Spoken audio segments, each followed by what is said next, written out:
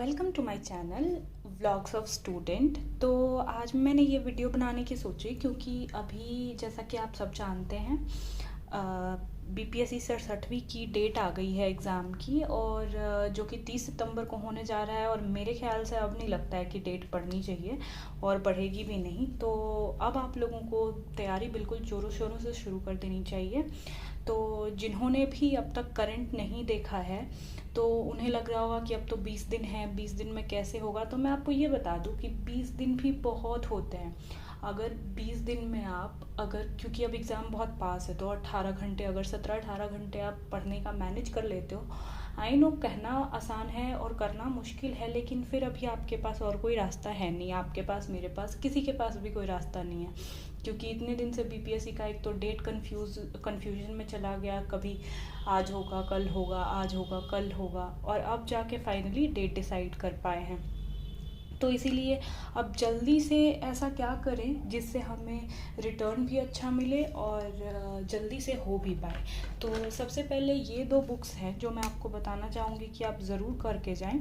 और इन दोनों में से अगर आपको कोई एक करना है तो आप स्पीडी करके जाएं। स्पीडी का जो ये लेटेस्ट एडिशन है अक्टूबर से सितंबर तक का, ये आप ज़रूर करके जाएं। अगस्त का इतना इम्पोर्टेंट नहीं रहेगा, लेकिन अक्टूबर पिछले साल से लेके अभी जुलाई तक आप देख लें अच्छे से। और मेरे हिसाब से ज़्यादा फोकस करने की ज़रूरत है जनवरी 2022 से जुलाई 2022 तक के करंट अफेयर्स पे। और उसके अलावा नया जो इकोनॉमिक सर्वे है और नया वाला जो बजट है हमारे बिहार का और इंडिया का, ये सब भी देख के जाने की ज़रूरत पड़ेगी। तो इसमें हम देख लेते हैं। अच्छा, स्पीडी की एक ख़ास बात और बताती हूँ मैं आपको कि जो 8 मई को हमारा एग्ज़ाम हुआ था बीपीएससी 67वीं का, उसमें भी स्पीडी से 15 क्वेश्चन लड़े थे, जो कि स्पीडी वालों ने खुद अपना बुक का एक पीडीएफ डाला हुआ है। अगर आप मुझे बताएंगे तो मैं यहाँ पे अपलोड कर दूँगी, आपको लिंक दे दूँगी उस पीडीएफ का। तो जैसा कि आप देख सकते हैं स्पीडी में बहुत आरओआई अच्छा मिलेगा आपको, कम टाइम में ज़्यादा रिटर्न मिलेगा। 15 क्वेश्चन, अगर 30 क्वेश्चन आते हैं करंट के और उसमें से आप 15 कर पा रहे हैं तो मेरे ख्याल में बुरा नहीं है। मतलब अगर आप एकदम अभी शुरू कर रहे हैं और 15-20 क्वेश्चन कर पा रहे हैं किसी एक सोर्स से, सिर्फ एक बुक से, हालांकि एग्ज़ाम बहुत फैक्चुअल होता है, तो डेफिनेटली आपके लिए ये एक प्लस पॉइंट है। तो आप स्पीडी तो ज़रूर करके जाएं। आपके पास और टाइम है तो आप ये बुक एक कर सकते हैं, जो कि एडुटेरिया का 1.5 ईयर्स का, क्योंकि एग्ज़ाम बार बार पोस्टपोन हुआ है तो इन्होंने फिर अपना ये पूरा 1.5 ईयर का करंट अफेयर्स का निकाला है। तो अब हम बारी बारी से ये देख लेते हैं कि कौन से बुक में क्या पोर्शन इम्पॉर्टेंट है, क्योंकि सब कुछ तो इम्पॉर्टेंट होगा नहीं, लेकिन जो इम्पॉर्टेंट चीज़ें हैं उसको हम एक बार देख लेंगे। तो सबसे पहले कि अच्छा, हम पेज बाय पेज ही देख लेते हैं, पूरा बुक हम लोग देख लेंगे। हु व्हाट वेयर में जो बहुत इम्पॉर्टेंट पर्सनालिटीज़ हैं वो आपको देख लेना है, जैसे कि प्रेसिडेंट है, वाइस प्रेसिडेंट है, और आपको chief justice of supreme court, attorney general. तो इस तरह की जितने भी मेजर इन्फॉर्मेशन है हमारे कंट्री के बारे में, यहाँ पे जैसे आप देख पा रहे होंगे, chairman NITI Aayog, deputy chairman NITI Aayog, chairman UPSC, law commission, national commission for women, national backward classes commission. तो इनके जो चेयरमैन हैं ये आपको देखने की ज़रूरत है, क्योंकि ये पूछा जाता है बीपीएससी जैसे एग्ज़ाम में, क्योंकि क्वेश्चन तो फैक्चुअल ही होते हैं। उसके बाद यहाँ पे हेड ऑफ इंटरनेशनल ऑर्गेनाइजेशंस हैं। मैं आपको ऐसे दिखा देती हूँ। हेड ऑफ इंटरनेशनल ऑर्गेनाइजेशंस हैं जो भी बहुत इंपॉर्टेंट हैं, जैसे हेड ऑफ यूनाइटेड नेशंस, और ये तो आप तीनों ज़रूर कर लेंगे क्योंकि इसमें से क्वेश्चन आए हुए हैं पहले भी और इस बार भी आने की संभावना बन जाती है, क्योंकि पहले जो भी पूछ लेता है बीपीएससी जैसे एग्ज़ाम में वो फिर से पूछ सकते हैं। यहाँ पे हैं फेमस नेशनल वुमेन, ये भी आप कर लेंगे, क्योंकि ये ऐसी औरतें हैं जिन्होंने पहली बार अपनी फील्ड में कुछ किया है। अब हम देखेंगे फेमस नेशनल वुमेन के बाद है फेमस इंटरनेशनल वुमेन। तो इन सब ने अपनी अपनी फील्ड में कुछ बहुत अच्छा किया होगा, या तो पहली बार किया होगा या किसी ऑर्गेनाइजेशन की हेड बनी होंगी। तो ये सब भी एक बार देखना बहुत ज़रूरी है। और फिर चलिए हम देखते हैं। अच्छा, ये जो इन्फॉर्मेशन है, chief guest Republic day celebration, ये इस बार क्वेश्चन भी आया था जब 8 मई को हमारा एग्ज़ाम हुआ था, जो कि कैंसिल हो गया, तो ये इस बार भी ज़रूर से आप देख लेंगे।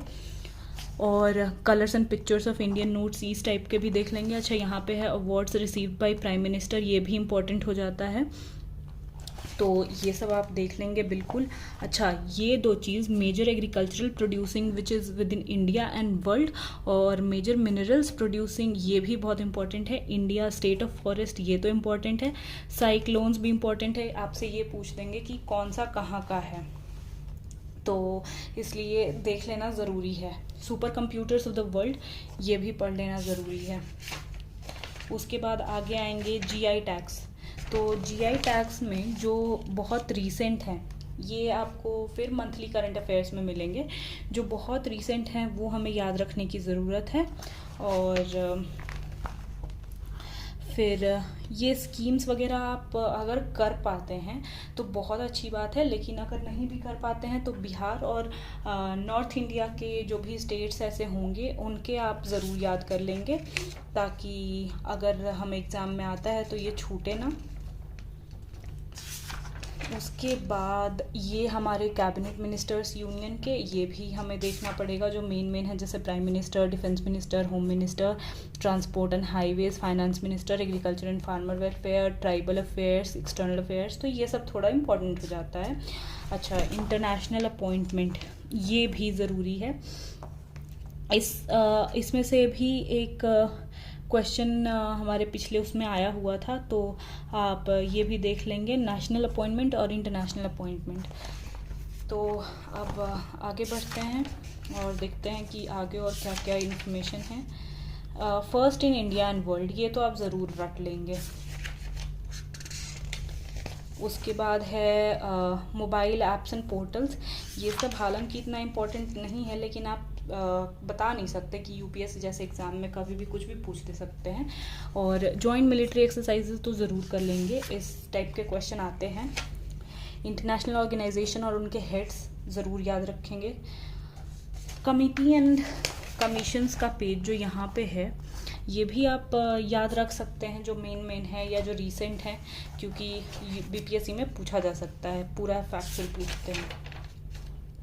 इंटरनेशनल समिट्स, ये इसमें दो इन्फॉर्मेशन ज़रूरी होता है कि कौन से कंट्री में हुआ था और कौन से नंबर का समिट है। जैसे नाटो समिट 32 हुआ था और स्पेन में हुआ था, और 31 कहाँ हुआ था और 33 कहाँ होगा। तो इस तरह की इन्फॉर्मेशन बहुत ज़रूरी है, क्योंकि बीपीएससी अगेन एक फैक्चुअल एग्ज़ाम है, तो इसीलिए जितने भी फैक्ट्स हैं ना हमारे लिए बहुत इंपॉर्टेंट हो जाते हैं, इंपॉर्टेंट फैक्ट्स, नेशनल और इंटरनेशनल। अच्छा, एक जो रिपोर्ट्स एंड इंडेक्सेस यहाँ पे आप देख सकते हैं, मैं आपको अच्छे से दिखा देती हूँ। ये भी हमारे लिए बहुत इंपॉर्टेंट हो जाता है, क्योंकि इसमें इंडिया की जो रैंकिंग है वो ज़्यादा इम्पॉर्टेंट हो जाती है। कौन सा ऑर्गेनाइजेशन वो रिपोर्ट पब्लिश करता है या इंडेक्स इशू करता है, और उसमें इंडिया की रैंकिंग क्या है, that is very important for our exam. Economic survey है 21-22 का, this is union economic survey, तो ये तो बिल्कुल कर लेना है। और सेंट्रल जनरल बजट है, ये भी हमें कर लेना है।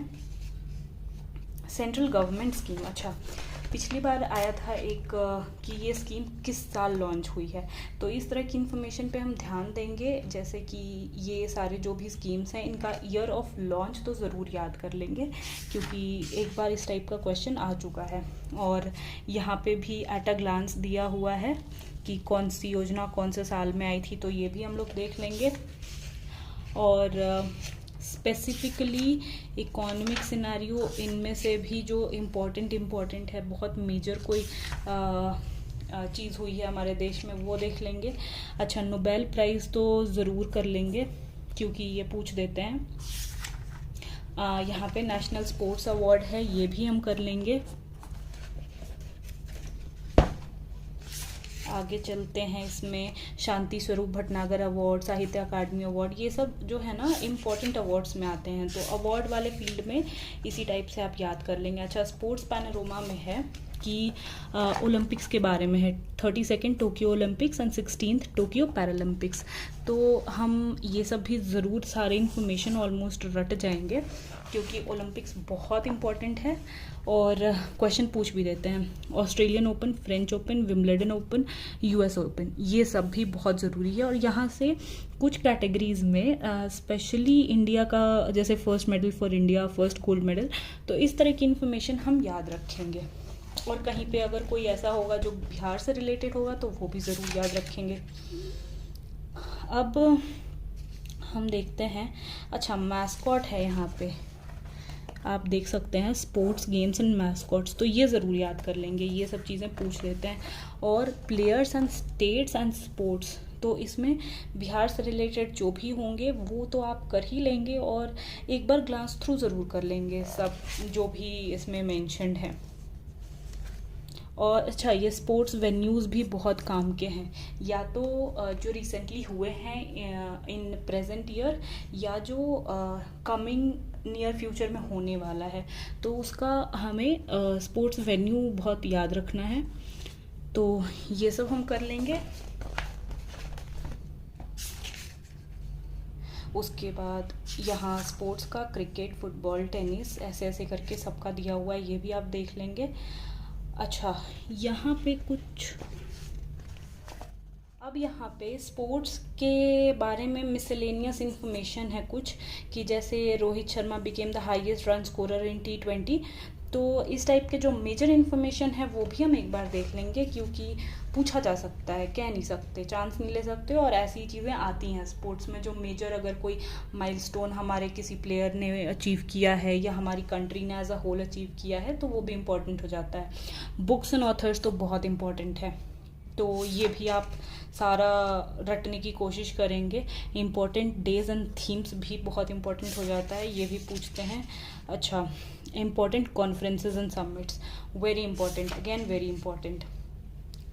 अब आता है ये करंट अफेयर्स मिसलेनियस, इसमें सिटीजनशिप अमेंडमेंट एक्ट, तो इसमें डेट्स और मेजर इन्फॉर्मेशन जो है वो ज़रूर याद रखेंगे। अच्छा, रामसर साइट्स, ये भी याद रखेंगे, और रिसेंटली बहुत सारे और भी एडिशंस हुए हैं रामसर साइट्स में, तो उसको ज़रूर हम ध्यान में रखेंगे। अब आ जाता है करंट अफेयर्स वन लाइनर, तो यहाँ से लेके लास्ट तक करंट अफेयर वन लाइनर ही है, और लास्ट में ना ये MCQs प्रैक्टिस के लिए दिए हुए हैं। तो वन लाइनर आप ना मैं कहूँगी अगर रोज़ एक बार पढ़ लेते हैं तो इसमें आपको, एक तो अगर प्रीवियस ईयर क्वेश्चन आपने देखा हुआ है तो आपको इम्पोर्टेंट करंट अफेयर्स क्या हैं और क्या पूछे जा सकते हैं BPSC में, आपको एक आइडिया लग जाएगा, और आप रोज़ एक बार सुबह करंट अफेयर्स देख सकते हैं। यह वन लाइनर सेक्शन ऐसे ही हो जाएगा, इसमें बहुत ज़्यादा एफर्ट लगाने की ज़रूरत नहीं है, और जब आपका सारा हो जाए तो फिर आप इस MCQ वाले सेक्शन से प्रैक्टिस कर सकते हैं। तो यहाँ से आप जो उधर पढ़ेंगे वो आपका रिकॉल हो जाएगा। तो इस तरह से हमने देख लिया कि स्पीडी को हम कैसे पढ़ेंगे कि कम से कम टाइम में और ज़्यादा से ज़्यादा हम ROI ले सकें। अच्छा, एक और बहुत ही इम्पोर्टेंट बुक है जो मैं आपको दिखाना भूल गई, वो है ये, जो कि आता है स्पीडी का ही, और 2022 वार्षिकांक बिहार करंट अफेयर्स। लेकिन इसका एक ड्रॉबैक ये है कि ये हिंदी मीडियम में है, तो जो इंग्लिश मीडियम के स्टूडेंट्स हैं उनको पढ़ने में थोड़ी परेशानी होती है, बट इस बुक का भी ROI काफ़ी अच्छा है अगर आप पढ़ सके। जैसे इसमें बिहार में प्रथम, बिहार विधानसभा चुनाव, और बिहार में लोकसभा चुनाव, आत्मनिर्भर बिहार के साथ निश्चय, मतलब ये स्पेशली स्टेट ओरिएंटेड जो है बुक आती है, तो मैं रिकमेंड करूँगी कि ये भी आप ज़रूर करके जाएं।